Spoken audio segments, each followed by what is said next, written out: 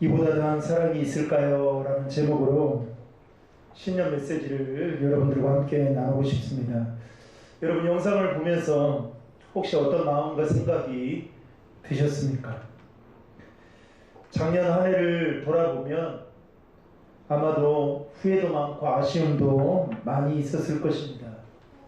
우리가 방금 영상을 본 바대로 내 주변의 사람들을 더 사랑하지 못하고 또 내 주변에 있는 사람들을 귀하게 여기지 못하고 또 친하게 가깝게 지내지 못한 것에 대한 미안함과 아쉬운 마음들이 여러분 가지고 있을 거라고 생각합니다. 특별히 여러분은 작년 안에 내 주변의 사람들과 관계가 여러분 어땠는지 돌아봤으면 좋겠습니다. 더 나아가서 하나님과의 관계는 어땠는지 돌아봤으면 좋겠습니다. 마태복음 5장 24절에 보면 이런 말씀이 있습니다. 예물을 제단 앞에 두고 먼저 가서 형제와 화목하고 그 후에 와서 예물을 드리라. 우리가 신앙생활을 오래 하신 분들은 이 말씀을 너무나도 잘 알고 있습니다. 그런데 문제는 정작 내 삶 속에서는 그렇게 살아가지 못할 때가 많이 있다는 겁니다. 그래서 어쩌면 그렇게 살아가지 못하는 우리의 모습을 보며 또 자기 스스로 자책하며 또 안타까워하며 아쉬워하며 후회하고 있는지도 모르겠습니다. 사랑하는 성도 여러분, 경자년 새해를 맞이했습니다. 오늘 신년 메시지를 통해서 하나님과 이웃과의 불편한 관계가 서먹서먹한 관계가 있었다면 회복되어져서 오늘 우리가 영상을 본 바대로 화목해지는 은혜가 있기를 주님의 이름으로 축복합니다. 오늘 우리가 읽은 본문의 말씀은 우리가 구원받기 이전의 상태를 세 가지로 표현하고 있습니다. 6절에 보시면 먼저 우리가 아직 연약할 때라고 표현하고 있고 8절에서는 우리가 아직 죄인 되었을 때라고 표현하고 있고요. 그리고 10절에 가서는 우리가 원수 되었을 때라고 표현하고 있습니다. 우리가 구원받기 이전에 우리의 상태의 모습은 한마디로 별 볼 일 없고 볼품 없는 모습이었습니다. 6절에서 연약하다라는 이 말은 도덕적으로나 윤리적으로 하나님의 구원을 이룰 수 없는 무능력의 상태를 이야기하는 것입니다.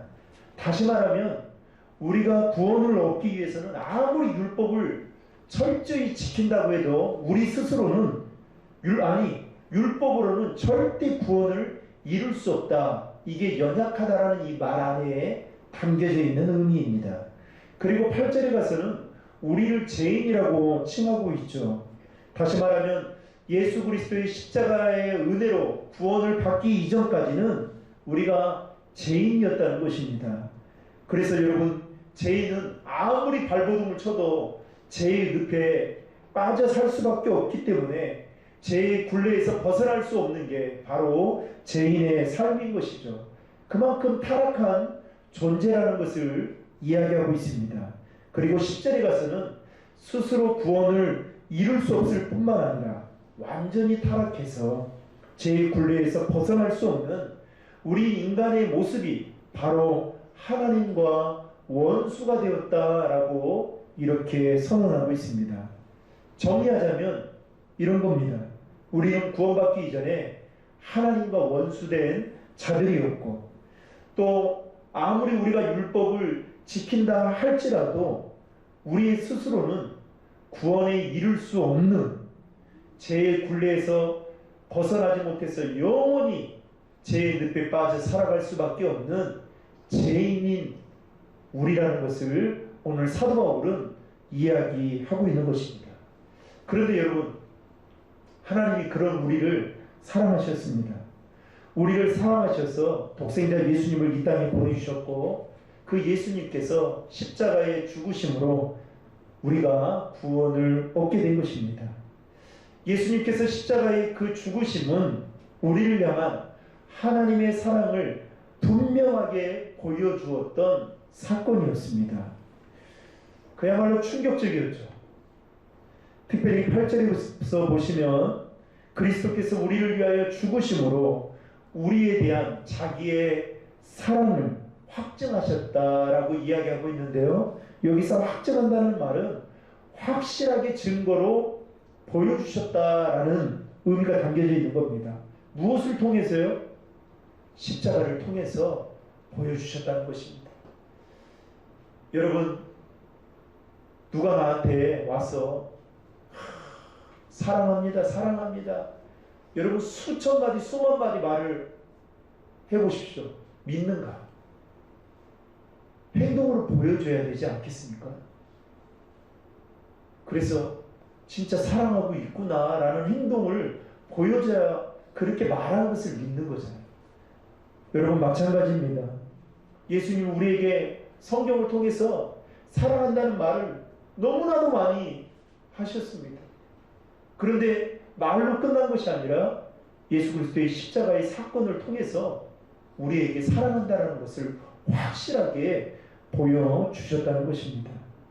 그러므로 우리는 이미 말로 다 표현할 수 없는 그 예수님의 사랑을 이미 받은 자들입니다.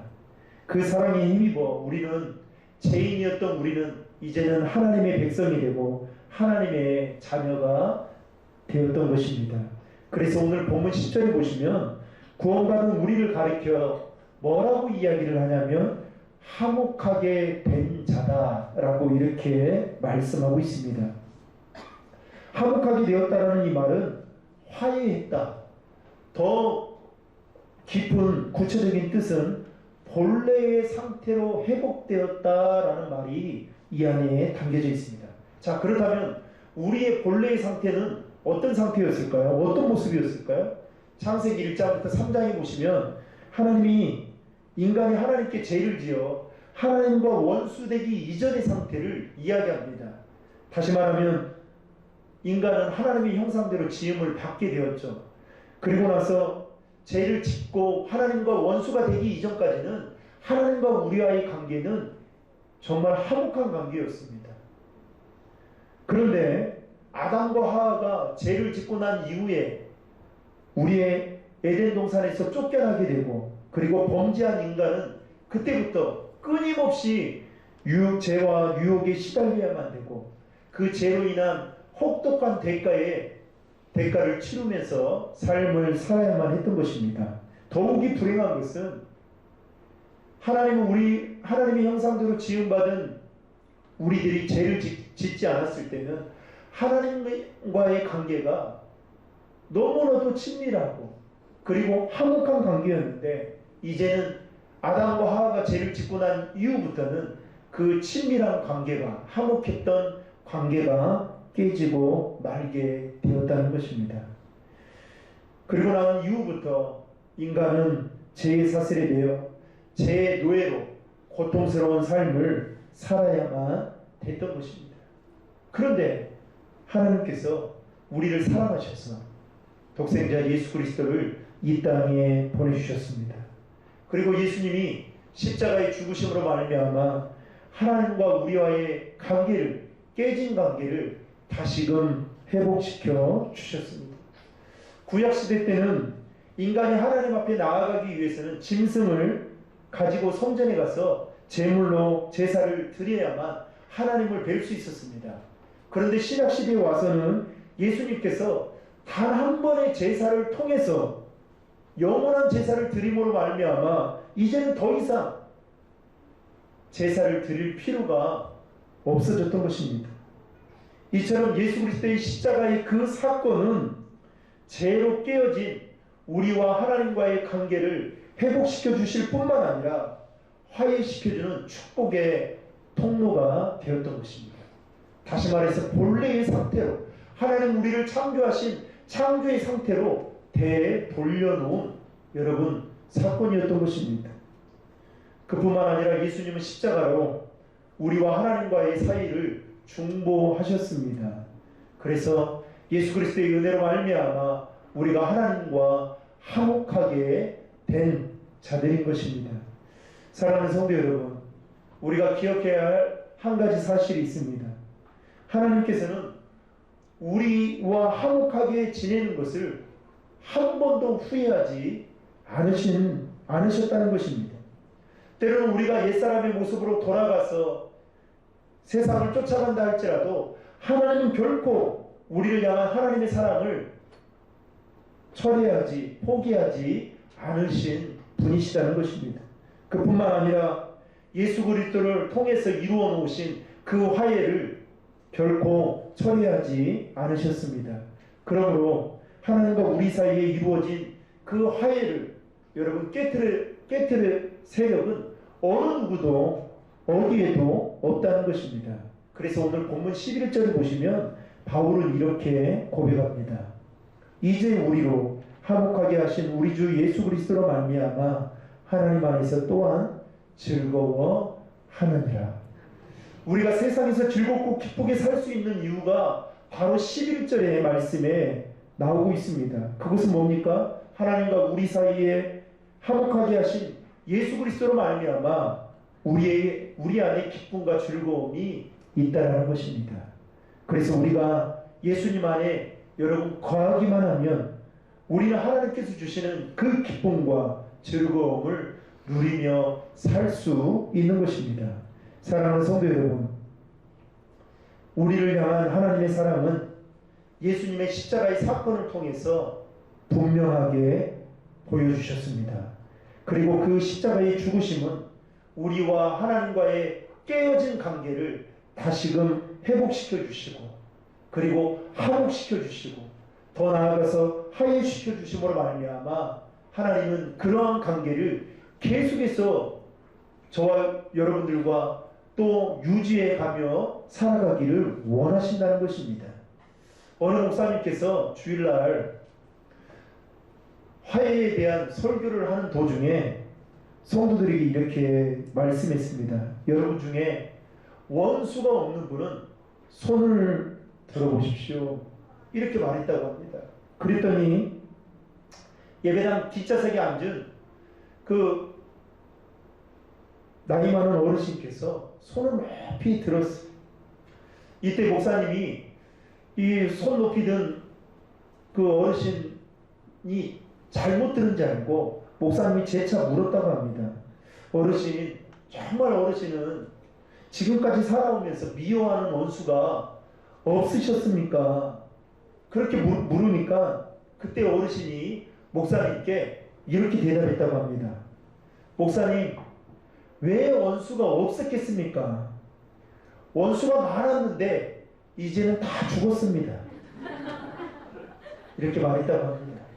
여러분, 어르신의 말씀처럼 원수는 죽어야 원수가 없어지는 것이 세상의 방법입니다. 그러나 오늘 말씀처럼 원수를 없애는 가장 좋은 방법은 예수님처럼 내가 죽는 것입니다. 여러분, 구원받기 전에 우리가 죄인이고 원수였던 우리를 예수님께서 죽으셨기 때문에 하나님과 우리와의 관계가 다시금 회복되어지고 그리고 화목해지게 된 것입니다. 중요한 것은 예수님이 죽었다는 겁니다. 여러분, 왜 우리가 사람들과의 관계에 있어서 힘들어하고 그리고 왜 이렇게 불편한 마음을 갖고 우리가 스트레스를 받으며 살아가고 있는 이유가 무엇 때문인지 아십니까? 저도 말씀을 준비하면서 생각해 봤어요. 그랬더니 다 하더라. 내가 죽지 않았기 때문에 그런 거구나. 내가 죽지 않았기 때문에. 갈라디아서 2장 20절에 보면 이런 말씀이 있습니다. 여러분들이 너무나도 잘 아는 말씀이죠. 내가 그리스도와 함께 십자가에 못 박혀 죽었나니 그런즉 이제는 내가 사는 것이 아니요 오직 내 안에 그리스도께서 사신 것이라. 여러분, 이게 무슨 말일까요? 그리스도가 내 안에 사는 사람은 이미 우리 안에 있는 육신의 정욕과 자아와 고집과 옛사람들을 십자가에 못 박았다는 것입니다. 그런데 우리는 어떻게 해요? 자꾸만 내가 죽지 않으려고 살려고 몸부림을 칩니다. 그러다 보니까 어떻게 해요? 관계에 있어서 내가 죽지 않고 살려고 하니까 그 관계가 좋을 리가 없는 거죠. 자꾸만 깨지는 겁니다. 내 자아와 내 정욕과 내 고집들을 십자가에 못 박고 죽였는데도 불구하고 정작 삶의 자리에서는 제대로 죽어지지 않은 겁니다. 여러분 좀비 아시죠? 요즘 보니까 게임도 좀비가 있던데 죽여도 다시 살아나는. 우리가 다 십자가에 못 박았다고 하잖아요. 그런데 어떻게 해요? 이 못 박았던 것을 다시 가지고 끄집어 내립니다. 그래서 어떻게 해요? 그렇게 사는 거예요. 그래서 어떻게 해요? 교회 안에서도 내가 누군가한테는 지면 안 된다. 우리가 한 형제고 한 자매라고 한 가족이라고 하는데 그리스도의 몸된 가족이라고 하는데 이렇게 각을 세우며 살아갑니다. 왜요? 내가 죽지 않으니까, 내가 깨지지 않으니까, 나를 낮추지 않으니까 어떻게 해요? 그 공동체가 건강하지 못하고 깨지게 되는 것입니다. 사랑하는 성도 여러분, 관계가 회복되려면 내가 죽어야 됩니다. 예수님처럼 죽어야 됩니다. 그래야 관계가 살아나고 회복되어지는 것입니다. 여러분 언제까지 그 사람이 죽기를 여러분 기다리겠습니까? 여러분 오늘 설교 후에 우리가 바로 성찬 예식을 거행하려고 하는데요. 이 성찬 예식은 나의 죄를 사해 주시기 위해서 예수님께서 나를 대신해서 십자가에 죽으신 그 사건을 묵상하고 기념하면서 예수님의 살과 피를 대하는 거룩한 예식입니다. 그런데 여러분 더 이 안에는 더 큰 영적인 의미가 있습니다. 그게 무엇이냐? 성찬 예식을 통해서 죄인인 나와 거룩하신 하나님의 관계가 다시금 화목하게 되는 그런 의미가 이 안에 담겨져 있습니다. 그래서 내 자아가 여러분 산 사람은 성찬 예식에 거할 수 없습니다. 동참할 수 없습니다. 그래서 어떻게 해요? 내가 깨어진 내가 이 성찬 예식을 통해서 주님의 살과 피를 대하면서 다시금 겸손하게 주님 앞에 나아가고 주님과 연합해야겠다. 이 거룩한 마음을 가지고 성찬 예식에 참여해야 될 것입니다. 사랑하는 성도 여러분, 구원받기 이전에 우리는 다 죄인이었고 또 하나님과 원수가 되었던 우리였습니다. 그러나 하나님께서 우리를 그냥 내버려 두지 아니하시고 사랑하셔서 예수님을 통하여 사랑의 증거를 보여주시고 또 그 예수님께서 십자가에 못 박혀 죽으심으로 말미암아 우리와 하나님과의 깨어진 관계를 회복시켜 주시고 화목해 하셨던 것입니다. 2020년 새해를 맞이하게 되었습니다.